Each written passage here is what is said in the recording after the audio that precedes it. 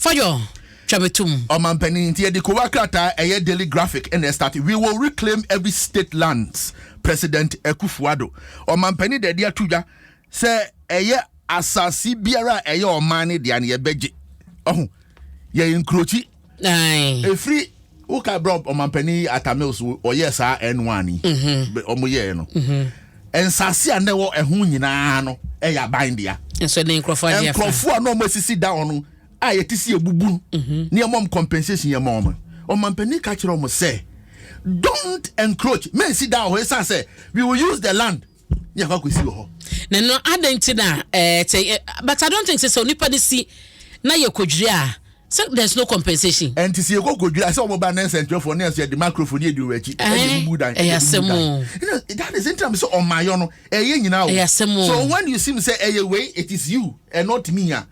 Yes, ukoti abo ukotu obi anasa abo bi so sabwana butu obi so akase sori yeso akase so me so esa so ofri no so de ba wo so anything that is say we should be each other's keeper and we should hold each and everyone responsible and accountable in wherever they find themselves ne wo ye bia no ubebu ho akonta enti so ye na nya yenso yan kan se ne oye enye jai esa se ebe ba wo so ofri ono mo a eyo man ne eyo Matias on me chem enti o man pani asem wa dem all canon graphic ne front page daily guidance so government will reclaim am say sa story na eno eno so e ho no ye Ghanaian Times no so ane down no na yenhwe new Jabi MC nominee bribery case adjourned say okaya new Jabi MC bia emri bi etwa na it is almost to abana OTLC or this is can be more man to abana or cause ni sika no just like say copy special prosecutor and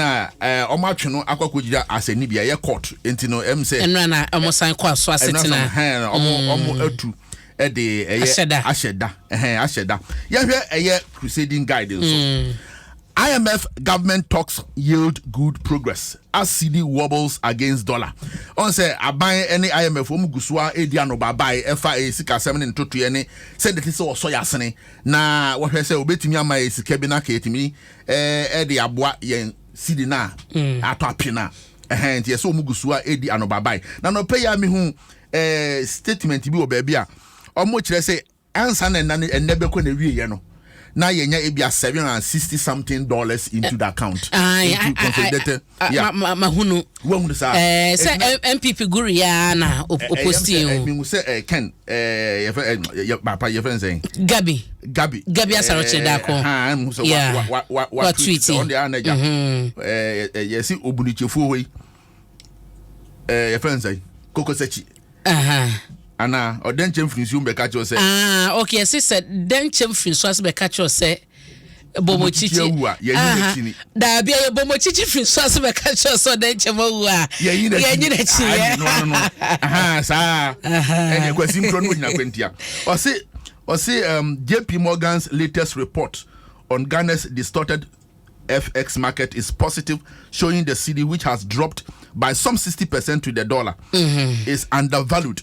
Cedi has been under severe pressure this week, but with some 790 million expected to hit Bank of Ghana's account today, FX liquidity should improve. And he said, Sikeba, and only sorry, that.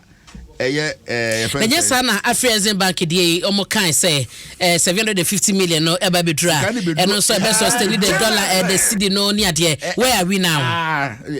And I hear Mahama rescue NDC orphans constituency with $1.38 million. So see a case CDC a case orphan constituencies are only orphan constituencies. Of course. Baby NDC any parliamentary seat any orphan constituency now Omampeni ati ni bottom AEC kapa eye million bako any actually pomiansa any watch 1.380 yes now the Jamaican say dollars and cedis ochina and a constituency elections no sure so ochina no ochina no omemu etifi atoy epue ni anafo nyina eye 275 constituencies across the country ni nyina no NDC ebeto aba eyi empanifo ebedi party nanim e constituency ho na wodi akwakwaji tumi anase won fa nkwaji tumi 2024 this is very critical for the party uti approve wukuada no ayubre